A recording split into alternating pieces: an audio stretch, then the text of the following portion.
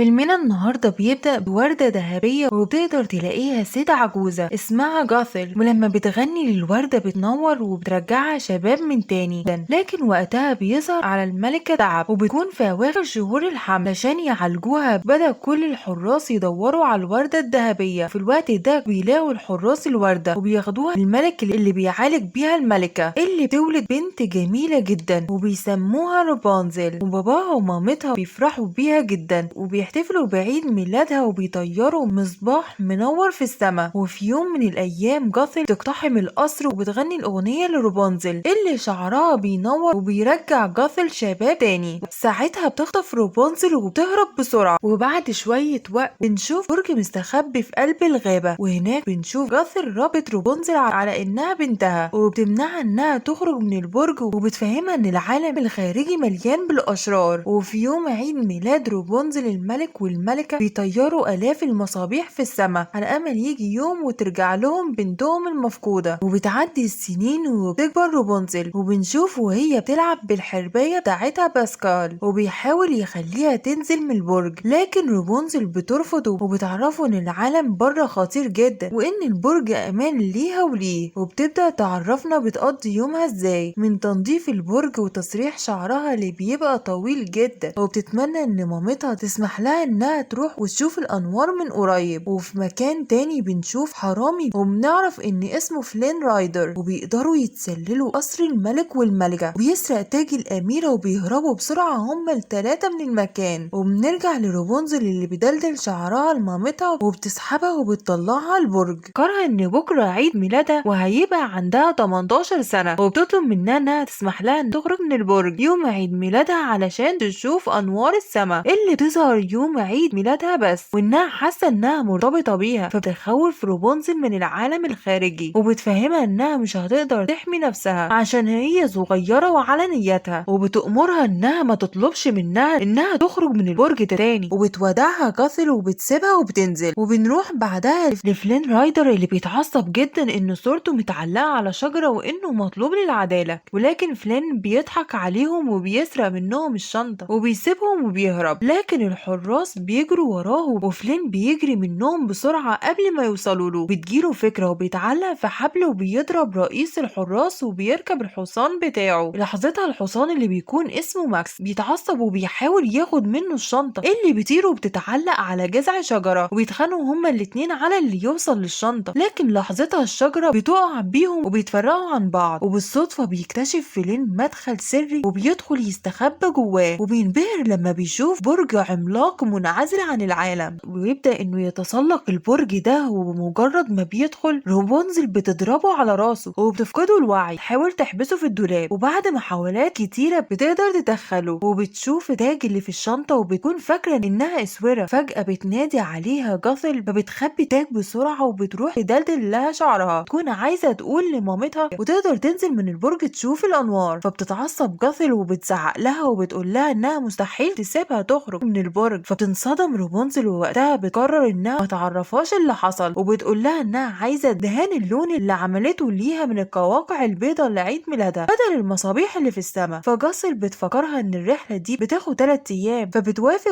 واول ما بتنزل جاثل بتروح روبنزل وبتخرج فلين من الدولاب خلي باسكال يفوقه. لما بيشوف شعر روبنزل بينبهر وبيكون مش مصدق انه شعر، وبينبهر اكتر لما بيشوف شكلها. بيعرفها ان اسمه فلين رايدر وبتسأله مين اللي بعته، وبيستغرب فلين جدا من كلامها وبتعرض عليه ان هو يوديها مكان النجوم مقابل انها ترجع له تاج. وساعتها فلين بيضطر ان هو يوافق يساعدها وبيبدأ ينزل من البرج. اما روبنزل بتكون فرحانة جدا وبتغني وبتيجي فكرة لفلين عشان يخليها ترجع البرج تاني، وبيقول لها انه عارف مطعم كويس ممكن ياكلوا فيه. فبتوافق روبنزل. ومن الناحية تانية بنشوف ماكس اللي بيدور على فلين وبالصدفة بيقابل جاثل اللي بتستغرب من وجوده لوحده من غير الفارس، وبتجري بسرعة وبترجع للبرج عشان تطمن على روبنزل. ولما روبنزل مش بترد عليها بتدخل من مكان سري وبتقدر تطلع البرج وبتنصدم لما ما بتلاقيش روبنزل، وبالصدفة بتلاقي جاثل شنطة فلين وكمان بتشوف تاج وبتشوف صورة فلين وبتفهم ان هو اللي خطفها. وفي الوقت ده بتترعب روبنزل لما بتدخل المطعم ده لانه مليان مجرمين وحرامية شكلهم مرعب جدا، وبيفضل فلين يخوفها وبيقول لها انه الافضل ليها انها ترجع البرج تاني. تاني. لحظتها المجرمين بيمنعوها من الخروج وبيقرروا انهم يسلموه للحراس علشان ياخدوا المكافأة. فجأة بيدخلوا الحراس المطعم عشان يقبضوا على فلين، وكمان الحراس بيكونوا قدروا يقبضوا على اللصوص اللي كانوا مع فلين. وبنشوف واحد من المجرمين وهو بيفتح ممر سري وبيخرجوا من النفق، لكن ما بيكونش في مكان للهروب، وللأسف الحراس بيكونوا خلاص وصلوا لهم وكمان الاتنين اللصوص. وساعتها رابنزل بتعلق شعرها في الخشبة وبتعدي الناحية تانية. أما فلين بيستخدم الطاسة وبيضرب بيها الحراس وبيقدر إن هو يهزمهم، لكن فجأة بيجي ماكس وبيهجم عليه بالسيف وبيقاتله بشراسة، وبتسحب فلين وبتبعده عن ماكس. وفجأة السد بينهار وبتبدأ المية تملى الوادي كله، فبيجري فلين ورابنزل بسرعة وبيدخلوا نفق، ولكن الصخور بتقفل المخرج بتاع النفق، وبعدها المية بتملى النفق وبيبقوا مش قادرين يخرجوا منه. بيعرفها ان اسمه الحقيقي يوجين مش فلين رايدر. وساعتها رابنزل بتفتكر ان شعرها مسحور، واثناء كده المية بتملى المكان كله وبيبدأ شعرها ينور. ولحظتها بيعوم فلين وبيروح لمكان المخرج وبيبدأ انه يكسر الصخور الصغيرة، وفعلا بينجح يوجين وبيقدروا انهم يخرجوا من النفق. وفي الوقت ده بيكون فلين مصدوم من اللي حصل وبيستغرب هو ليه شعر رابنزل بينور. وبنروح بعدها لجاثل اللي بتكون مستخبية جنب مخرج النفق. تظهر لهم جاثل وبترمي لهم نتاج وبتعرفهم انها عندها حاجة اغلى من نتاج بكتير، الانتقام من فلين رايدر. وفي الوقت ده بنشوف رابنزل وهي بتلف شعرها على جرح فلين رايدر. صدم فلين لما بيلاقي الجرح بتاعه اختفى وان ايده رجع تاني لطبيعتها، وبتبدأ تفهمه ان شعرها بمجرد ما بيتقص بيتحول لونه للون البني وبيفقد قوته، وعلشان كده عمرها ما قدرت تسيب البرج. اللحظة دي بيبان ان كل واحد منهم معجب بتاني. وبعدها بيقول لها يوجين ان هو رايح يجيب حطب للنار وبيسيبها وبيمشي. فاجئ بوجود جاثل اللي بتظهر من ورا رابنزل وبتقول لها ان يوجين بيكذب عليها، وبتحضنها وبتطلب منها انهم يرجعوا البرج فورا. بس رابنزل بترفض، فجاثل بتتريق عليها وبتقول لها انه بيخدعها وانها قصة حب وهمية وان ما ينفعش تحب حرامي، وبتعرفها ان بمجرد ما ياخد التاج هيتخلى عنها، وبتسيبها وبتمشي. بيرجع يوجين وبيطمن على رابنزل اللي بسرعة بتخبي تاج قبل ما يشوفه. بنشوف وقتها ان جاثل والاتنين اللصوص بيراقبوهم. تاني يوم بيقدر ماكس انه يوصل ليوجين وبيحاول انه يقبض عليه، وبتساعد يوجين وكمان بتطلب من ماكس انه يرجعه لها. وبتاخد يوجين وبتهادي ماكس وبتقوله انه يقعد ويسيب اللي في بقه. تطلب رابنزل من ماكس انه ما يقبضش على يوجين دلوقتي لان النهارده عيد ميلادها وان هي عايزه تشوف المصابيح، فبيوافقوا هما الاتنين على كلامها. وبعد كده بيوصلوا لوسط المملكه عشان الاحتفال، وهناك بتنبهر رابنزل من كل اللي بتشوفه، فبيساعدها يوجين وبيخلي مجموعه من البنات يضفرها لها. وبعدها يوجين بياخد رابنزل على مركب علشان يفرجها على المصابيح، وبتبقى رابنزل متوتره جدا وبتقول ليوجين انها فضلت تحلم تشوف المصابيح طول عمرها ومش عارفه هتعمل ايه لما تحقق حلمها. فبيفهمها يوجين ان دي احسن حاجه لان بعد كده هتدور على حلم جديد علشان تحققه. وبنروح بعدها للملك والملكه مفتقدين بنتهم وباين عليهم الحزن، وبيطلعوا للبلكونه وبيطيروا المصباح. وساعتها كل اهل المملكه بيطيروا المصابيح بتاعتهم. وقتها رابنزل بتشوف المصابيح وبتنبهر بشكلهم وهم طايرين في السماء، وبتفرح لما بتلاقي يوجين جايب ليهم مصابيح هم كمان عشان يطيروها. ساعتها بتعرفوا ان هي كمان جابت له شنطته لانها دلوقتي ما بقتش خايفه، ولكن يوجين ما بيبقاش مهتم بالشنطه. بيشوف اللصين وهم مستنيينه على الشط، ولحظتها بيعتذر يوجين لرابنزل. بياخد يوجين الشنطه وبيعرفها انه هيعمل حاجه مهمه وهيرجع لها. وبيروح يوجين للصين وبيعتذر لهم على اللي هو عمله وبيرمي لهم التاج، لكن اللصين ما بيخلوش يمشي وبيقولوا له انهم سمعوا انه معاه كنز اكبر من التاج وهو شعر البنت المسحور وان البنت اهم بكتير. وبنرجع لرابنزل اللي بتبقى خايفه ومستنيه يوجين وبتطمن لما بتشوف جاي عليها من بعيد، لكنها بعدها بتنصدم لما بتلاقي اشخاص غير يوجين اللي بيقولوا لها ان يوجين اخد تاج وهرب بالمركب. وساعتها بتحزن رابنزل جدا وبتكون مش مصدقه انه قدر يخدعها، لكن وقتها اللصين بيحاولوا يخطفوها فبتجري رابنزل علشان تهرب منهم. لكن فجاه بتسمع صوت غريب ولما بترجع بتلاقي جاثل ضربت اللصين وقعتهم على الارض، فبتجري عليها رابنزل وبتحضنها وبتعيط وبتبص على المركب اللي فيها يوجين وبتحضن مامتها تاني وبتقول لها ان كلامها كان صح. اما يوجين بنكتشف ان هو فاقد الوعي ومكتف في المركب وفي ايده تاج، ولما الحراس بيشوفوه بيقبضوا عليه. وتاني يوم بنشوف رابنزل وهي حزينه انها فاكره ان يوجين يوجين مش بيحبها وإنه كان بيخدعها علشان التاج، وبتفكرها جاثل إنها نصحتها أكتر من مرة وإن العالم الخارجي مليان بالأشرار، وبتسيبها وبتمشي. بعدها بتفضل رابنزل تتفرج على العالم اللي يوجين اشتراها لها، وبتقارن بالنجوم اللي عندها في أوضتها وكمان صور الملك والملكة، وكمان بتفتكر لما لبست التاج وجه على مقاسها، وبتفهم وقتها إن هي الأميرة المفقودة، وبتروح لجاثل وبتعرفها إنها الأميرة المفقودة وإنها مش مامتها، وإن هي كانت حبسها طول الوقت علشان تستغل قوة شعرها، وبتزعق لها وبتقول لها إنها خطفتها من أهلها وفضلت معيشاها في البرج ده. فبتحاول جاثل تقول لها إنها عملت كده علشان خايفة عليها، فبتزعق لها رابنزل، وده بيعصب جاثل جدا وبيخليها تقرر توري رابنزل الوش التاني. وبنرجع تاني ليوجين اللي بيكون قلقان على رابنزل، ولحظتها بيجوا الحراس وبياخدوه علشان يعدموه، وهو ماشي بيشوف اللصين فبيضرب الحراس وبيروح يمسك واحد من اللصين وبيسأله ازاي يعرف سرها، وبيعرفوا اللص اللي حصل. ولما بياخدوه الحراس فبيحاول يوجين يشرح لهم ان في بنت في خطر، ولكن مفيش حد بيصدقه، وفجأة البيبان كلها بتتقفل على الحراس وبيظهروا المجرمين اللي كانوا في مطعم البطابيط وبيضربوهم وبيهربوا يوجين. واحد من المجرمين بيحط يوجين على عربية ويخلي مجرم تاني ويطيره في الهواء وبيوقعوه على ماكس، ووقتها بنكتشف ان ماكس هو اللي جاب مجرمين مطعم البطابيط علشان يساعدوا يوجين، وبياخد يوجين وبيجري بأقصى سرعة وبيهرب من الحراس، وبيخرج هو ويوجين من المملكة علشان يروحوا ينقذوا رابنزل. وبيوصلوا لمكان البرج وبينادي يوجين على رابنزل عشان تسحبه بشعرها، وفعلا بتنزل رابنزل شعرها وبيبدأ يوجين يتسلقه. واول ما يوجين بيدخل البرج بتضربه جاثل بالخنجر وبتوقعه على الارض، وبتكون مكتفة رابنزل وبتسحبها وبتعرفها انها هتاخدها مكان محدش هيقدر يوصل له ابدا. وبيحاول يوجين يساعدها لكن ما بيقدرش. وقتها رابنزل بتحاول تقاومها وتقول لها ان هي مش هتبطل تحاول تهرب منها، لكن لو سابتها تعالج يوجين هتفضل معاها للابد. فبتوافق جاثل وبتكتف يوجين بسلسلة حديد علشان ما يجيش وراهم. ولما تيجي رابنزل تعالجه يوجين بيمسك شعرها وبيقطعه بإزازة، ساعتها بيتحول شعرها للون البني وبيفقد قوته السحرية، وبتعجز جاثل وبترجع تاني لسنها الحقيقي. وكمان باسكال بيوقعها من البرج، ومجرد ما بتوصل للأرض بتكون اختفت. أما رابنزل بتبقى حزينة جدا إنها مش قادرة تعمل حاجة ليوجين، وبتبقى خايفة إنه يموت، وبتقوله إن هو حلمها الجديد، ولكن للأسف يوجين بيفقد الوعي. فبتحزن رابنزل جدا وبتفضل تغني وبينزل منها دمعة، وبمجرد ما بتنزل على يوجين بتتسحب وبتنور وبتروح لمكان الجرح وبتكون زهرة كبيرة جدا، وبتنبهر رابنزل لما بتشوفها، وبيختفي النور بعد ما بتعالج الجرح. وقتها بيفوق يوجين وبيقول لرابنزل انه بيحب الشعر البني، فبتفرح رابنزل جدا وبتحضنه. بعد كده بنشوف الحارس وهو بيبلغ الملك والملكة انهم لقوا الاميرة المفقودة، ولما بتدخل الملكة بتقرب من رابنزل وبتتأكد انها بنتها، ولما بتتأكد بتحضنها، وكمان الملك بيروح وبيحضنها وبيحضنوا يوجين هو كمان. وطبعا المملكة كلها احتفلت برجوع الأميرة لمدة أسبوع